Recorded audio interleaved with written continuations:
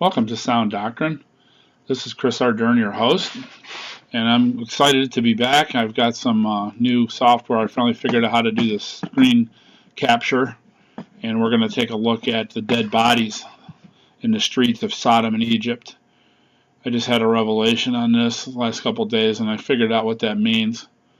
And it's going to be, probably something none of you have heard before, but it's pretty good stuff, and it was a connection I made, and I've been studying it, and it's huge. It's really coming together. In Revelation 11:8, it says, "And their dead bodies shall lie in the street of the great city, which spiritually is called Sodom and Egypt, where also our Lord was crucified." Now, early on, I've been awake for 10 years, and early on, when I really started figuring out that the two witnesses were a very important doctrine or reality, I should say. And those of you that have followed the show, you know that. I'm basically obsessed over the two witnesses for many years. And I still keep getting more and more understanding on their identity. And, the last YouTube show, which was a couple months ago, there's many reasons why there's been such a lapse here. I'll go into it later. But, I showed how the pattern of the two witnesses they've received the information from the little book that's in Revelation 10. Really, there's no chapter break between Revelation 10 and 11. Really, 8, 9, 10, 11. It's all a continuous train of thought. And that we've gone deeply into the bottomless pit and revealed the spiritual understanding of the fifth and sixth trumpet is the invasion of false teachers into the house of God. And with that said, there's this reference to dead bodies, and I've known that dead bodies were symbolic, and I also knew that there was something very important in this verse, that whatever's going on with those dead bodies, the two witnesses, which is not two people, it's a body, it's an entire company of people. It's the last days church. It's the voices in the wilderness speaking against the apostate condition of the church. But this verse always perplexed me, and it says, "Where also our Lord was crucified." Oh yeah, I can use the cursor here. Where also our Lord was crucified. So that's very significant, very important, because, wait a minute, I used the wrong thingy. I know better than that. So I do, I'm looking to highlight it, right? Dummy. There we go. Where our Lord also was crucified. So these two witnesses, the dead bodies, are going through the same thing that the Lord went through in this great city, which spiritually is called Sodom and Egypt. There's a ton of connections here in Scripture to this verse. I'm going to try to open it up a little bit for you guys tonight. Also going to try to keep these videos short with our attention span diminishing, as the years go by. It seems like that's what we need to have these days, is just shorter videos with points, getting to the point and moving on. And that's what I'm going to be trying to do here now. I'm really excited about this screen capture deal here now that I've figured out how to do this. Hopefully it'll help both of us. But look at this. The dead bodies. Okay, and then Jeremiah 33 has, call unto me, and I will answer thee. I will show thee great and mighty things which thou knowest not. For thus saith the Lord, the God of Israel, concerning the house of this city, and concerning the houses of the kings of Judah, which are thrown down by the mounts and by the sword. So they're thrown down by the mounts and by the sword. I mean, the mounts references authority. The sword is words. They're thrown down by false doctrine. They come to fight with the Chaldeans. That's Babylon. This is symbolic of false teachers, Chaldeans. But it is to fill them with the dead bodies of men, whom I have slain in my anger and my fury, for all whose wickedness I have hid my face from this city. Okay, now that's something really big there. This is the connection right here. We see, and this was just amazing how I knew that there was a reference to dead bodies here in Jeremiah, but I didn't realize that it was talking about the same thing here. Because those who have wickedness, I have hid my face from this city. Hid my face. That's the key.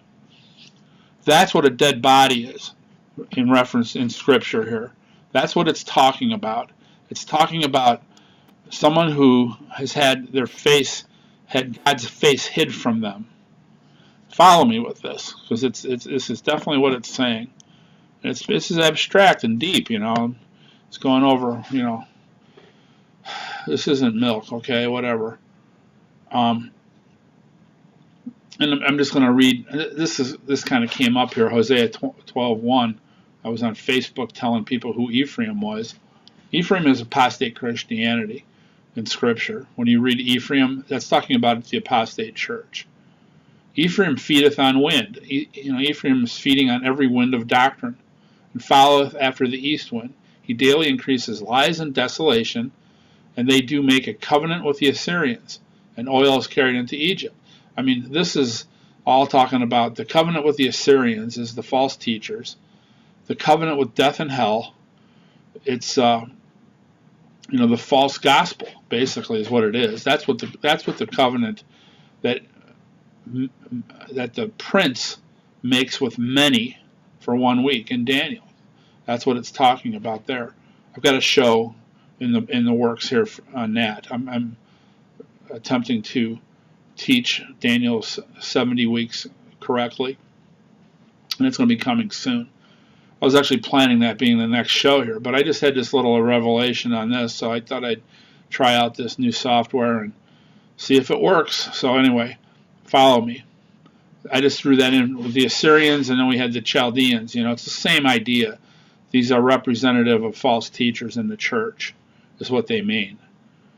And then we got Isaiah 54:5. For thy Maker is thine husband, and the Lord of hosts is his name.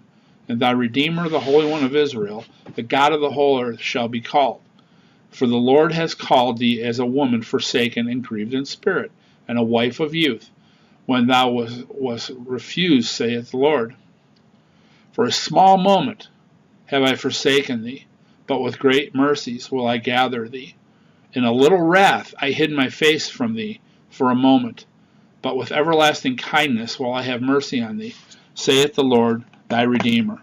Okay, this is that's a dead body. Okay, it's a person who's had.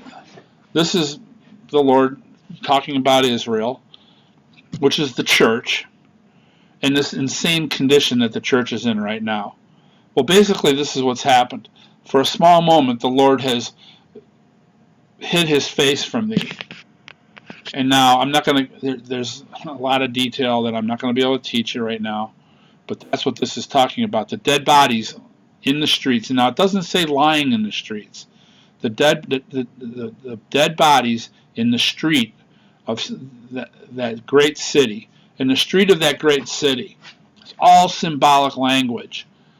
You hear in the prophecy of Daniel that 70 weeks are determined upon thy people to rebuild the street and the wall. Okay, it's all symbolic. It's talking about New Jerusalem, the great city. The great city is Babylon, which is also Jerusalem, spiritually called Sodom and Egypt. It's all symbolic language. This is not literal. The scriptures, the prophetic scriptures, are not literal. And these morons that continue to keep teaching literal interpretation of scripture are the Chaldeans, are the Assyrians that are causing this. And this is the Lord's anger. This is the wrath of God. The wrath of God is this false doctrine that has consumed the church. Okay? That's what it is. And it's for a small moment I have forsaken thee. The Lord has turned his face from thee. In a little wrath I hide my face from thee for a moment. But with everlasting kindness I will have mercy on thee, saith the Lord thy Redeemer. This is all part of God's plan. Another thing, early on when I first woke up, I realized that the great falling away was very important. It's a big key to God's redemptive plan. Mysterious as it is, it says, I will do a strange work, a strange act, and I will do a work that if I told you, you wouldn't believe it, in Haggai. And then Paul recognized it in Acts. It's this work that the Lord is allowing to happen here in his amazing wisdom. But this is what this is talking about. The dead body, a dead body, which you guys know too that the studies that we've done on the latter house, the glory of the latter house shall be greater than the former house.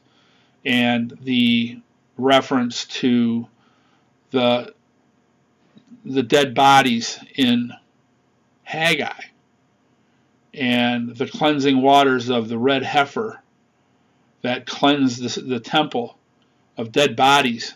It's all the same thing. I'm just getting this right now. It all connects. It all comes together. So a dead body is someone who the Lord has hidden his face from.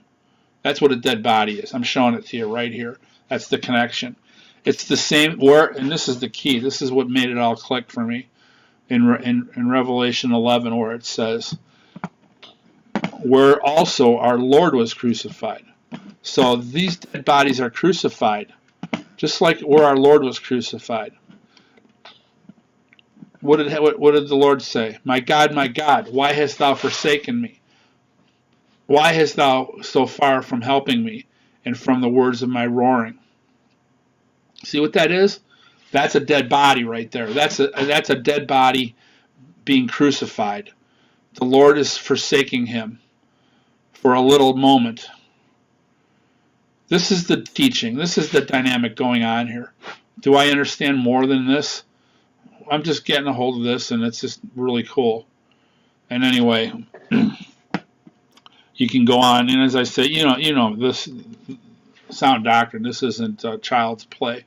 I'm just basically pointing you guys in the right direction, and if you want to continue on, go for it. But I'm saying, the connection here to Jeremiah 33, which you guys know from the shows, how we've expounded upon the teaching of the branch.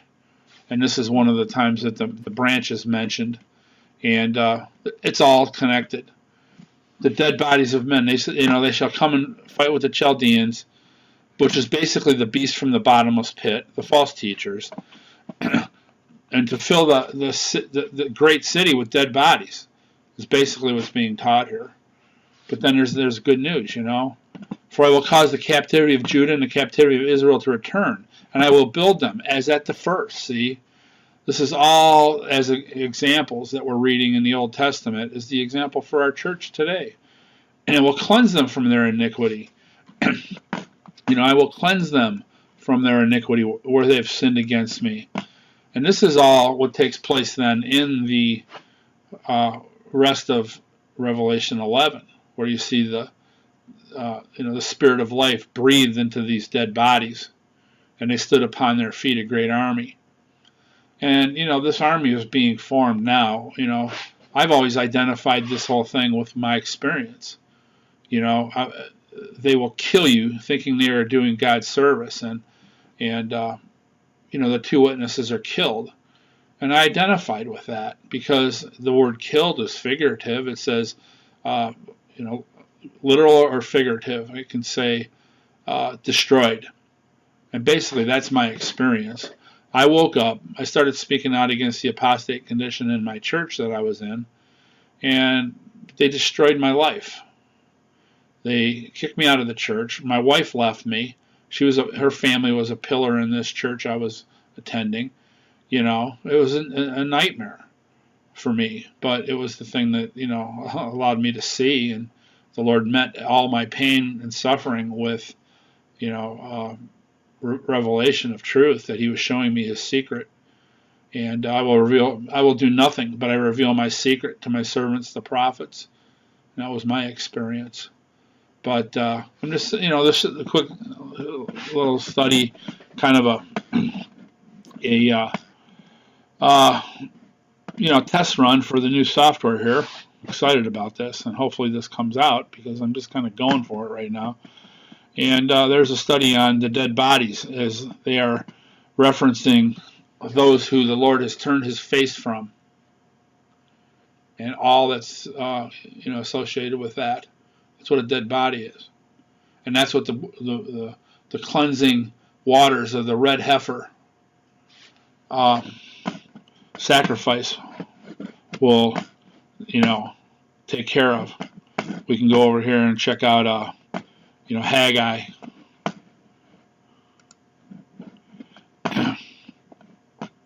The glory of this latter house shall be greater than the former house, saith the Lord.